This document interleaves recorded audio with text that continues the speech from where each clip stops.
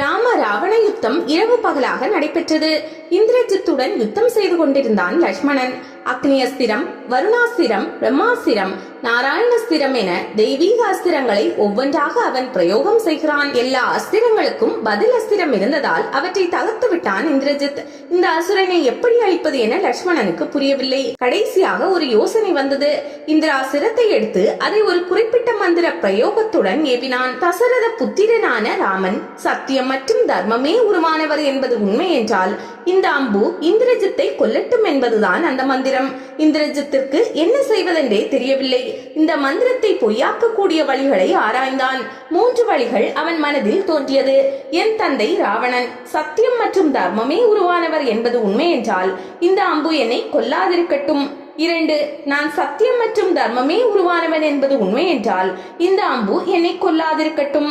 தசரத புத்திரனான ராமன் சத்தியம் மற்றும் தர்மமே உருவானவர் என்பது பொய் என்றால் இந்த அம்பு என்னை கொல்லாதிருக்கட்டும் என பிரதி சபதம் சொல்வது.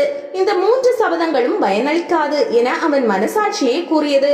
எனவே எந்த பிரதி அஸ்திரமும் விடாமல் லட்சுமணனின் அஸ்திரத்தால் மடிந்து விடுகிறான்.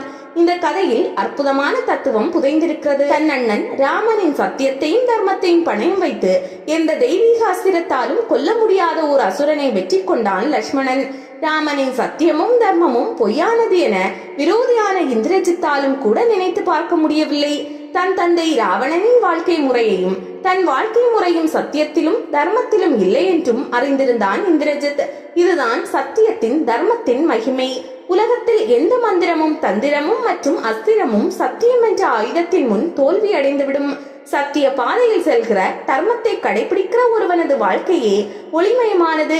எப்படி ஒரு விளக்கு தானும் பிரகாசித்து தன் சுற்றுப்புறத்தையும் பிரகாசிக்க செய்கிறதோ அதுபோல சத்தியம் தன் பாதையில் செல்பவனின் வாழ்க்கையை பிரகாசிக்க செய்வதுடன் அவனை சார்ந்து வாழ்கிறவர்களின் வாழ்க்கையையும் வெற்றி பெற செய்யும். இந்த சத்திய விளக்கை வைத்து தர்மத்தில் நிலை பெற்ற வாழ்க்கையை வாழ்ந்து வெற்றி பெற்றனர் சான்றோர்.